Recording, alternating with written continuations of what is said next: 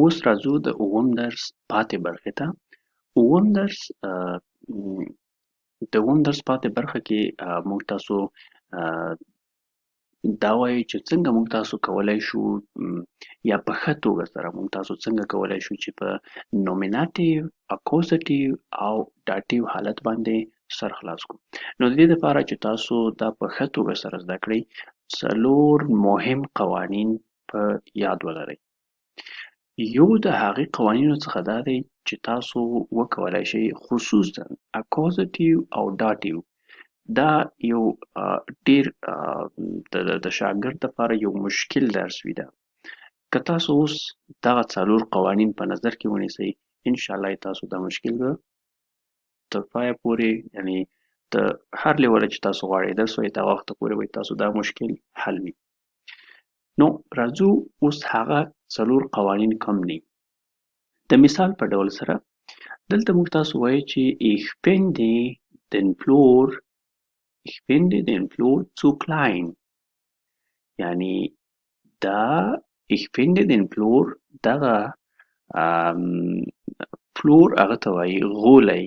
غولی یعنی یو موږ تاسو ګورئ په هغه کې اتاق کې یا کوټه کې یا بعضې خلک خونه ورته وایي. په خونه کې اتاق یا کوټه کې موږ تاسو یو چت لرو، یو فلور لرو. دا د ځمکه د خونې یا اتاق یا د کوټې ته فلور وایي. وایي ich finde den Flur zu klein، یعنی دا فلور یا دا اتاق غولی چې دی دا ماته کوچنی ښکاري. دا ماته کوچنی ښکاري یا دا کوچنی دی. اوس په دې کې ګورئ کوم عمل سرته نه دی رسېدلی.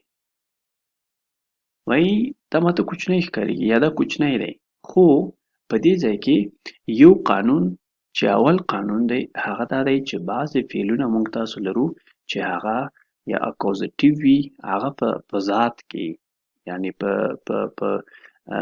خپل طبیعت یا په ذات کې یا په نیچر کې د هغه یا اکوزیټیو وي او یا هم داتیو وي. مثلا دلته چې دی فین دی، دا تاسو کولی شئ په اسانۍ سره په ګوګل کې پیدا کړئ. ګوګل کې ولیکئ اکوزیټیو فیربن ام دویش. اکوزیټیو فیربن ام دویش چې تاسو ورکړئ هلته به تاسو ته کوم فعلونه چې هغه اکوزیټیو دي د هغې به یو لیست تاسو ته راشي. یا ولیکئ لیستې د اکوزیټیو فیربن ام دویش، تاسو ته به د هغې لیست راشي.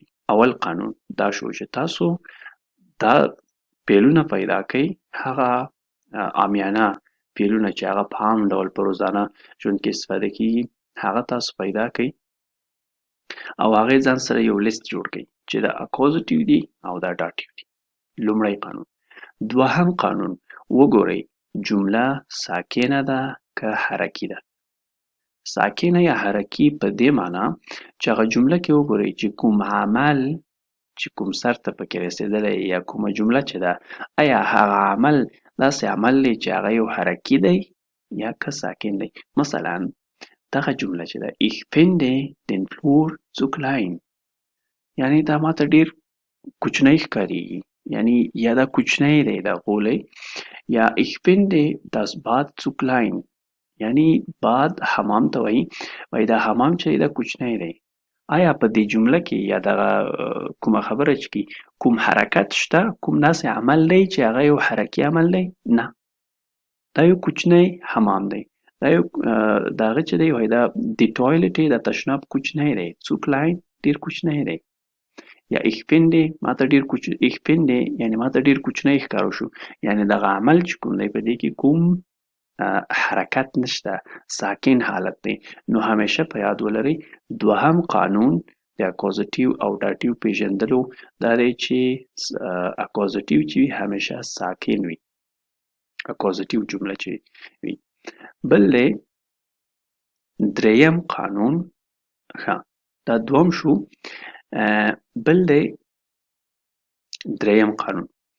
دریم قانون دا دی چې تاسو کولی شئ د حرف اضافي په واسطه سره په جمله کې راځو دلته لاندې جملې دي، په دغه جملو کې بیا وایو چې کوم حروف اضافي دي چې هغه پیور یا پور ورته وایي، هغه پور هغه پور اکوزیټیو دي او بعضې حروف اضافي داسې دي چې هغه پور ډاټیو دي او بعضې داسې هم شته چې په یو حالت کې ډاټي وي او په یو حالت کې اکوزیټیو وي.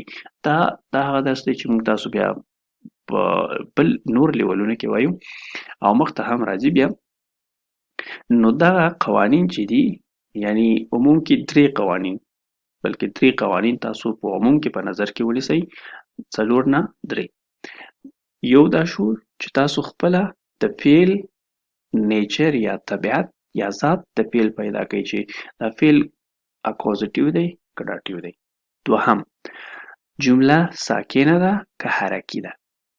اکوزیټیو چې هغه همیشه ساکني او حرکي چې همیشه هغه ډاټي وي، یعنی انډایرکټ عمل چې کله کېږي هغه کې جمله حرکي جملې.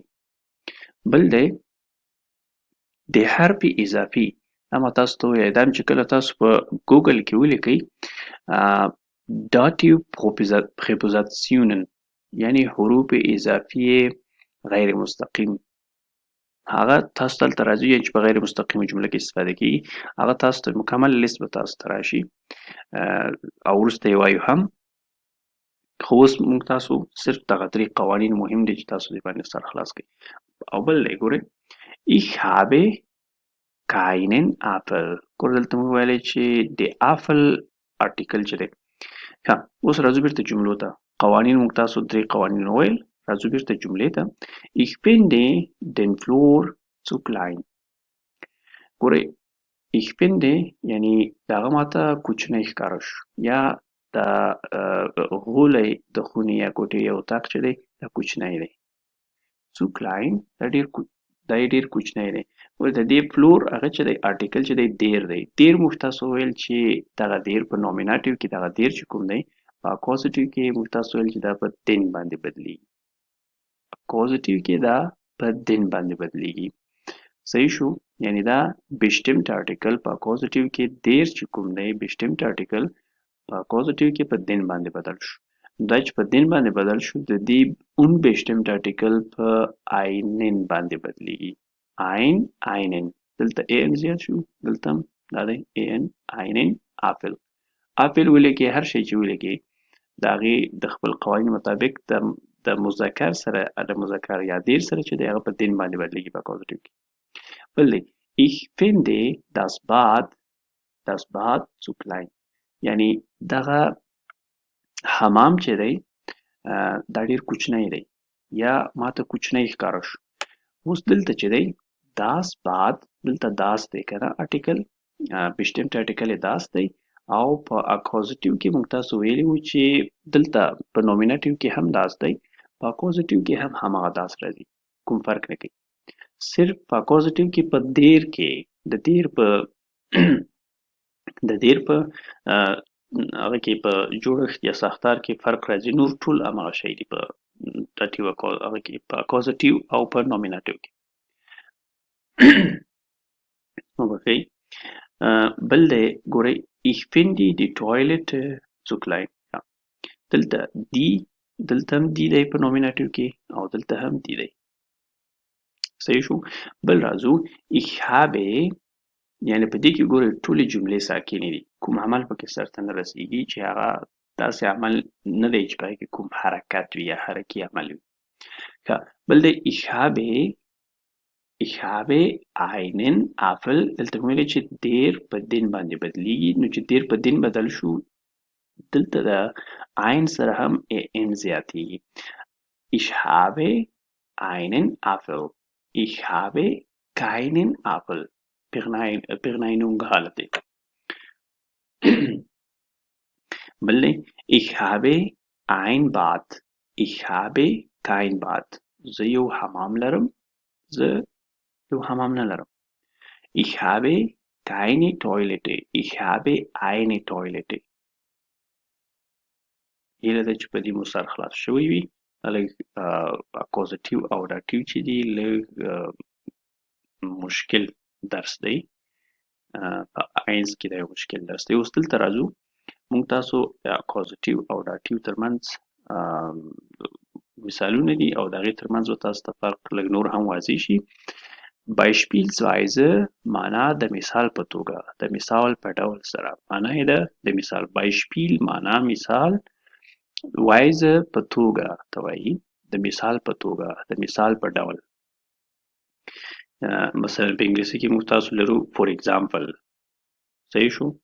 دلته موږ تاسو وایي لومړۍ جمله ده Laila spielt mit seiner Katze.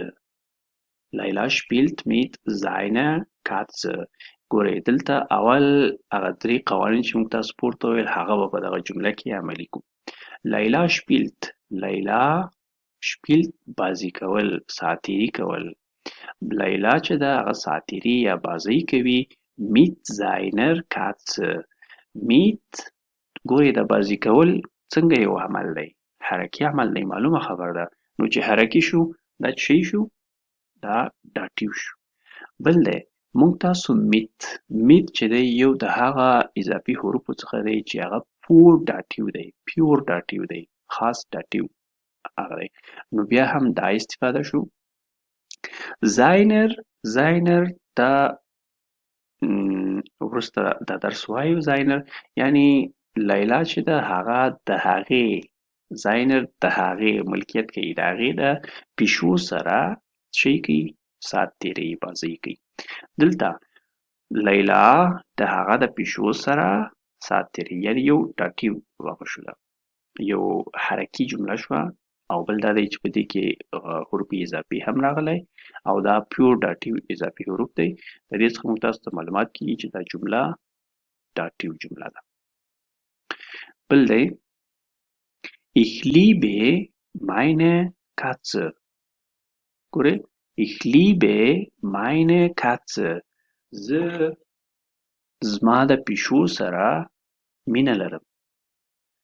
ګورئ په دې ځای کې مینه لرم، آیا په دا مینه درلودلو کې کوم حرکت شته؟ یو ساکن عمل دی. د دې څخه موږ تاسو ته معلومات کیږي چې دا جمله څه شی ده؟ اکوزټیو ده.